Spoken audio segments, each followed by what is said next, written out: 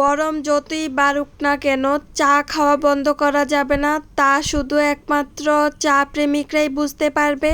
আর তার সাথে যদি থাকে টক মিষ্টি কলা আম, তাহলে তো আর কিছুই লাগে না। আসসালামু আলাইকুম everyone, this is me Ridita from Ridita's lifestyle. আশা করি আপনারা সবাই ভালো আছেন। Welcome back to my another video. আপনারা যে বা যারা আমার ভিডিওটা যেখান থেকে দেখতেছেন অবশ্যই একটা লাইক, কমেন্ট এবং শেয়ার করে যাবেন। রিসেন্ট একটা ভিডিও শেয়ার করেছিলাম যেখানে বলেছিলাম আমার পুরো পরিবার মিলে আমরা সবাই ভাইয়ের শ্বশুর বাড়িতে ঘুরতে গিয়েছিলাম। ওখানে আমরা সন্ধ্যা পর্যন্ত ছিলাম, তারপর নানুর বাড়ি যাওয়ার জন্য রওনা হয়ে যাই। আমার নানুর বাড়ি আর আন্টিদের বাসার মধ্যে বেশি পার্থক্য নেই, খালি 10 থেকে 15 মিনিটের দেরি হবে। আর এখানে নানুর বাড়ি যাওয়ার জন্য আমরা আম কিনতেছিলাম দেখে দেখে, আর এখানে আমের গাড়িও আসে। যেহেতু রাতের বেলা যাচ্ছিলাম তাই আর কোনো ক্লিপ নিতে পারিনি। সকালবেলা আবার আমরা উঠে চলে যাই আমার খালার বাসা, আমার নানুর বাড়ি, খালার বাসা, তারপর আমার ভাইয়ের শ্বশুর বাড়ি, সবার বাড়ি প্রায় কাছাকাছি। ওখানে নাস্তা আমরা সকালবেলা খালার বাসায় করি। সকালের নাস্তা যাতে আমরা খালার বাসায় করি তা আগে থেকেই বলা ছিল। নাস্তা শেষ, তারপর আমি এখানে চা খাচ্ছিলাম। যত গরম পড়ুক না কেন চা খাওয়া বন্ধ করা যাবে না। চা খাওয়ার পরপরই এখানে ভাবি আম কেটে দিছে। আর এই যে আমটা দেখতেছেন এটা হলো গিয়ে আমার নানুর বাড়ির আম, কলা আম এগুলোকে বলে। এই আমগুলো খেতে কিন্তু একদমই টক না, বেশ মিষ্টি খেতে।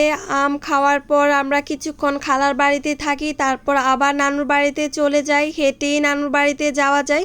আর গরম এত বেশি ছিল, এখানে আমি দোকানে আসছি আইসক্রিম নেওয়ার জন্য। এখানে দেখতেছিলাম আমার কোন আইসক্রিমটা ভালো লাগে বা কোনটা নিব, আর তার সাথে কুকও নিয়েছি। এই এক সপ্তাহের মধ্যে কত যে কুক খাওয়া হয়েছে আমাদের। এখানে নানুর বাড়িতে ডিরেক্ট না গিয়ে আমরা নানুর বাসার মানে আমার মামাদের আম বাগানে চলে আসি।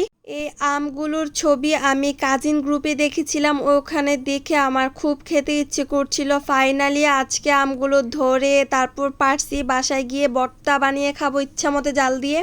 আর এই আমগুলোকে কিন্তু কলা আম বলে, আপনাদের ওখানেও নিশ্চয়ই কলা আমই বলে, অবশ্যই কমেন্ট করে যাবেন কি বলে ডাকেন আপনারা।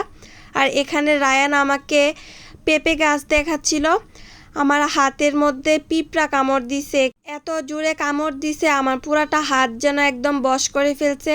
এই বাগানটাকে যদি শুধু আম বাগান বলি তাহলে ভুল হবে, কারণ এখানে শুধু আম নয়, এখানে ফল ফ্রুট থেকে শুরু করে তারপর শাক সবজি সব রকমের গাছই অল্প পরিমাণে লাগানো আছে। যেহেতু জায়গা অনেক বড় তাই অনেক রকমেরই গাছ লাগানো হয়েছে। আর এখানে আনার নাকি ডালিম কি যেন বলে একটা পাকতে শুরু করছে। এই যে বলেছিলাম না শুধু আমের গাছই নয়, এখানে সবজির গাছও লাগানো হয়েছে। বেগুনগুলো কিন্তু অনেক বড় বড় হয়ে আছে। আমার মামি বাসায় নেই বলে এগুলো পারাও হচ্ছে না। এখানে আরেকটা আম গাছ, এই আম গাছটাতেও কিন্তু অনেকগুলো আম ধরেছে, কিন্তু এই আমগুলো কি আম বলে আমার এক্স্যাক্টলি জানা নাই। যদি আপনারা দেখে বুঝতে পারেন তাহলে বলে যাবেন।